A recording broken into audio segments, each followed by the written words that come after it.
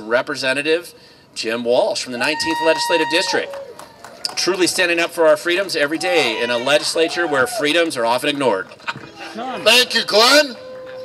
Well, welcome everybody on this beautiful Washington day. Again, let's give it up for Glenn Morgan, who set this up and is a tireless champion for you and your constitutional rights. The right of petition and of the people peaceably to assemble for the common good shall never be abridged. That's Article 1, Section 4 of our state's Constitution. Our state's Constitution is a brilliant document. Immediately after that part comes Section 5, which says every person may freely speak, write, and publish on any subject. Our state's Constitution takes some of the points that our nation's Constitution makes and extends them. Gives you even greater, clearer, stronger rights than the federal Constitution does. And remember always, in our state's Constitution, the Bill of Rights is Article 1. It comes right at the start of the document. And to me, that's greatly important. Now why is freedom of speech so important? Why? Because of these fences. It's with speech. It's with words and logic and argument and clarity that we make tyranny fold. It's what we have to do, and you know, we always have to do it. It's a constant battle. You know, long before these puny gates were put up, grasping would-be tyrants have been using crises and emergencies to grab power for as long as humans have been around. Go back in time, go back to the classics. In the Roman Empire, the Gracchi brothers staged a fake coup so that they'd have the reason to have armed bodyguards that gave them a small army inside the walls of the city of Rome. And you've heard the term, they've crossed the Rubicon. That means they've gone so far, you can't back up.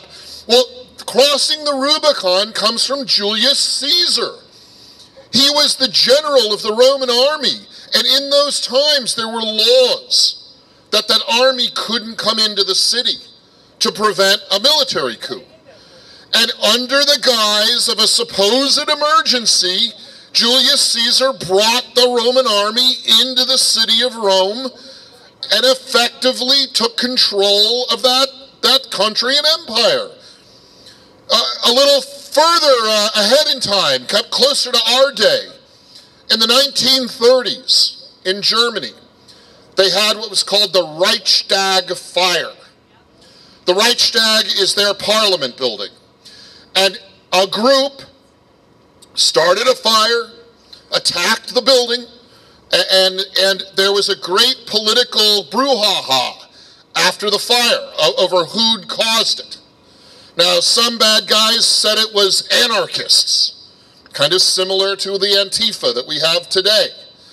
But the anarchists said it was the other guys, a gang of right-wingers who eventually took control. But whatever the matter, they used that fire in their parliament building as the excuse to consolidate power and exert control over the people. And the people, well-meaning people, decent people in many cases, went along with it. Why?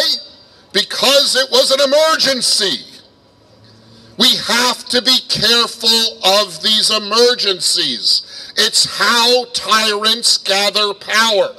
And our great, yes, our great shield, our great weapon against that grabbing power, well, it isn't a knife and it isn't a gun.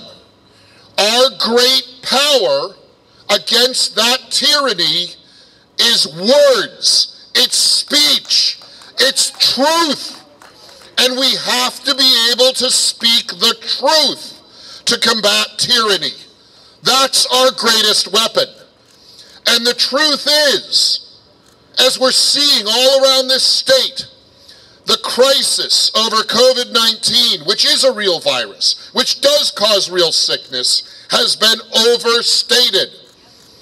And as even health departments in our counties around the state are saying now, this governor's administration's response to COVID is not based on science, it's not based on fact, and it's not based on equity. It's based on consolidating power. And we must press back against that.